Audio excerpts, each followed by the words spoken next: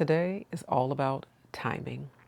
You meet the right person, but it's just not a good time for you to be in a fully committed relationship. You meet the wrong person, but you feel like you're ready, you've waited long enough, you're ready for it to be your turn, and so you try to force a square peg into a round hole. And sometimes you have a great idea, but is this the right time to execute? When do you push forward and when do you pull back? In today's video, we're going to talk about trusting the time of your life, 3 things you need to consider before you make major life decisions. Keep watching. Hey, it's Dr. Shantae, and welcome back to my YouTube channel. You all, if you've been following me on Instagram, you know that I was really laughing at myself today. I gave myself a roller set, y'all. I'm talking about an old school go to sleep with the setting lotion roller set. And when I tell you these curls are so tight, I got me out here looking like Tootie Jackson, but the show must go on. The beauty about these curls though is that over the week they will fall, they'll be like voluminous and beautiful, and you got to trust the process. Speaking of trusting the process, when you're talking about pulling a seat up at the table, because Shirley Chisholm famously said, if they don't give you a seat at the table, you bring a folding chair, right? So there are absolutely times where we need to make our own way, okay? Where we have to carve our own path, where we have to be creative and innovative and think outside the box in order to get what we want. But before we do any of that, there are 3 things I want you to consider. And the first thing I want you to consider is to check your heart. The why matters. Simon Sinek famously wrote this book, Start with Why. Why are you doing this? Where is this coming from? Because anytime you operate from a place of comparison, ego, envy, or scarcity, it's not going to work. It's not going to work. It's not going to work, or it's not going to last. Okay, you might succeed in the short term, but in the long term, it's not going to be sustainable. I've known so many people that try to manufacture an outcome, that decide that now is the time, that it has to happen now, that they're just going to push through and bulldoze their way to a happily ever after. And 9 times out of 10, it doesn't work. How many of you remember Risa Tisa? Do you remember that famous TikTok series? It was like some 50-part TikTok series, like either Why Did I Get Married or Who the Hell Did I Marry? Something like that. And I remember watching that whole series on double speed. So we was trying to get through it. And do you know what stood out to me in that whole 50+ part series was the part where she said, I wanted it to be my turn. I wanted it to be my turn. I want to acknowledge the grief and the very real hurt from wanting something for your life and seeing this person get it and that person get it and scrolling through, and it seems like everybody has the thing that you want and somehow you are left empty-handed or holding the bag. That's real. The pain of that is real. At the same time, a lot of those motivations, envy, comparison, ego, etc., are rooted in scarcity. And scarcity arrests the mind. So there's a book called Scarcity by Sendhil Mullainathan. And in that book, he says that scarcity literally arrests your thoughts. That when you want something, you can be so focused on getting it that it tunnels your vision, okay? And when you have tunnel vision and you're talking about big life decisions, what that means is that you are ignoring red flags, that you do not see obstacles in the path, that you are so dialed in, you are so eyes on the prize, that you are even willing to override your intuition, your gut instincts that are telling you, you might want to look closer. You might want to slow down. You might want to pull back. This might not be it. Okay. So when you're operating from scarcity, when you're operating from lack, when you're operating from it's never going to happen for me, it's now or never, or you're trying to force something before it's time, more times than not, it's either not going to work or it's not going to last. The second thing I want you to consider is your capacity. So the first thing I want you to do is check your heart. The second thing I want you to do is check your capacity. Because how many of you know that there is a world of difference between getting motivated and staying motivated. Okay. So I recently shared that I have been trying to come back to YouTube for 3 years. I have the receipts. You can go and look at my failed attempts on my channel. You can go back and look at all of my false starts, right? In 2024, I was like, okay, you need to come back to YouTube. Okay, let's get a plan together. Let's put together our content pillars and all the things. And I had filmed a few videos. I had found somebody to edit them and all the things. And then my mama died. So that was that. And then I was like, okay, 2025, it's a new year. Let's get back in it. Let's do the doggone thing.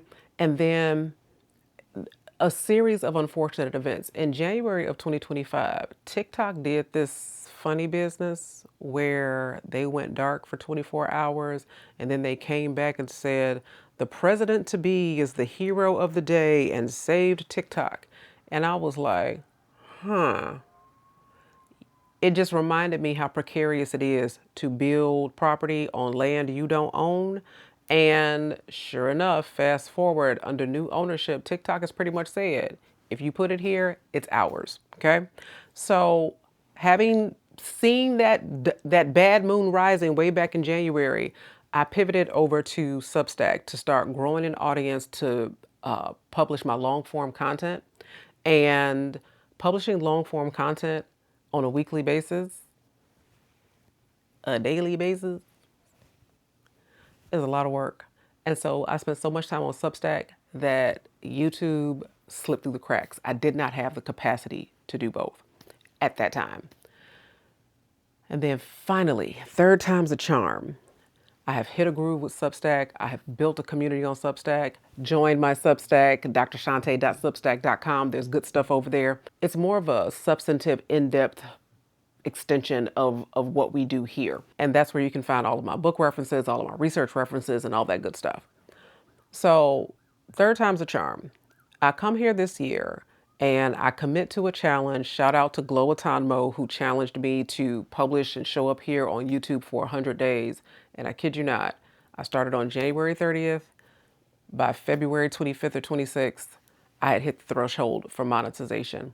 And so check your capacity, okay? Because it's not that it's not a good idea. It's not that you don't have the skills. It's not that you don't have the vision. It's not that you don't have the vision. It might just be that you don't have the capacity. Another thing is that something else that was happening in 2024. So, right before my mom died, that was also my kid's senior year. So, if there are any parents here who have ever gotten their kid through their senior year of high school, oh my goodness. Baby, that's a lot of work. That is a lot of work, and it's a lot of money, and it's a lot of moving parts, and it's a lot of end of year events, and it's a lot of college visits and applications and application fees and prom and graduation party and then getting them ready for college. Like, I did not have the capacity. And so when you're thinking about making big life decisions, it's not that it's not a good idea, but do you have the capacity to execute? Because for some of the things that you want to do, it's not like a 5K, where you just kind of cross the finish line and you get your medal and you say, I did it. No, some of these things are businesses. Some of these things are relationships. Some of these things are moves from one state to another. And it requires capacity. It requires endurance. It requires a skill set for you to be able to keep it going for an extended period of time. And so the second thing I want you to consider is, do I have the capacity to do this right now? And the third thing I want you to consider is to check your baggage, right?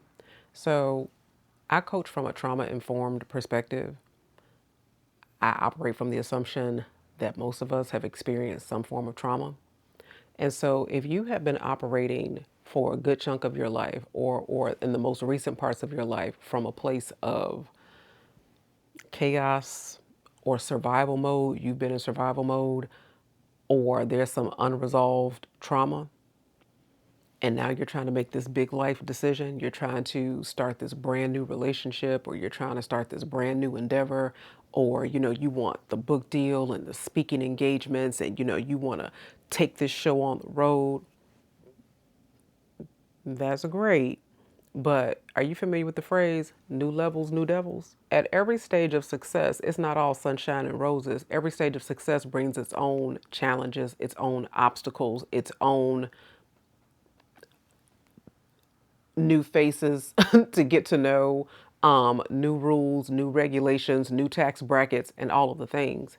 And when you have been operating in chaos or survival mode, or there's some unresolved trauma, that means that your nervous system or your sense of being operates from a set point of success. Like, this is what is normal, this is what is okay.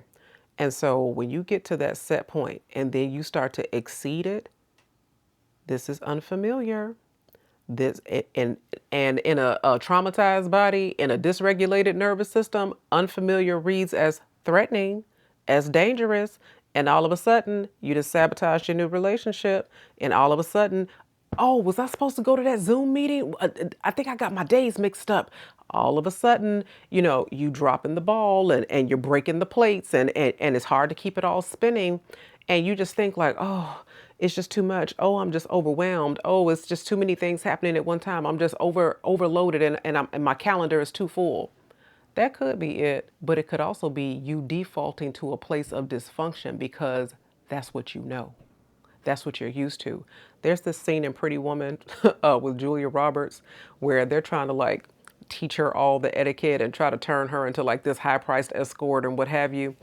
And so there's a scene where she is trying to learn like the forks, and she gets into like the real time situation and she's like, this is the fork I know. Sometimes chaos is the fork you know. Sometimes survival mode is the fork you know. Sometimes things fall apart is the fork you know. And so sometimes you will try to hasten the ending. Sometimes you'll try to end the friendship. Sometimes you'll try to break things down before they break down on you so that you can have some sense of control over the situation, and that even though the situation didn't work out, at least it was something that you engineered and puppeteered rather than waiting for the other shoe to drop, you made it drop. So check your heart, check your capacity, but also check your baggage, because the beauty of the healing process, the beauty in things taking time to come to fruition, is that it gives you time to build the capacity. Gives you time to build the infrastructure to sustain the thing that you want to have in your life. It gives you the capacity to get rid of some things, okay, that don't belong there, and make room for the things that you do want to be there. So this begs the question: when do you pull up the chair? When do you go forward? When do you pull the trigger? When is it all systems go? Great question. Number one, alignment. I love that word. It's one of my favorite words, alignment. Is this aligned with your values? Is this aligned with who you are and what you believe? Case in point, you have a certain set of beliefs and you want to be partnered with somebody who has either a similar set of beliefs or at least a complementary set of beliefs. And so you're like, this is what I believe, this is what I want, and this is what I want in a partner. Then you meet somebody. Who did you vote for? And now we are misaligned. So, and yeah, good luck with that. Good luck with that. You say that you want work-life balance, you want time freedom, and so they just offered you a big promotion, which means you're going to be going from working 40, 50 hours a week to 60, 70, sometimes 80 hours a week, that you're going to be traveling a lot. You're barely going to be home. Your family's barely going to see you, but you want work-life balance. Those things are not in alignment. So, and I'm not saying not to take the job, but it's easier to pull the trigger. It's easier to execute. It's easier to say yes when what's in front of you is aligned with who you are and what you want. So one of the things that you need to consider is this in alignment with who I am? Is this in alignment with what I want? Is this in alignment with how I want to be and how I want to show up and how I want to feel in my job or in my relationship or in this new endeavor that I'm trying to cultivate into my life, that I'm trying to bring into my life? Number two, you should do this if your why has a purpose greater than yourself. And I know how esoteric that sounds. I'm not one of these people that feels like you have to do big, grand, wonderful things in the world in order for your life to be meaningful. It doesn't. Okay, you don't have to be curing cancer and rescuing animals from wildfires in order for your life to be of significance. At the same time, is it going to help somebody other than you? And sometimes you being the best, highest, and healthiest version of yourself does help somebody other than you. Meaning, all of the activities are about your health and wellness, but somebody seeing you live that life, somebody seeing you set that example, you modeling in real life, in real time, what it means to be grounded and curious and expansive and loving and invested in the happiness of others and living out your dreams, like that inspires people. That inspires people to want to do the same things. And so, yeah, number one, is it aligned? Number two, is there like some greater purpose where people can benefit from you being your best and highest self, or you doing this thing that you're endeavoring to do? And number three, are you willing to invest in the process?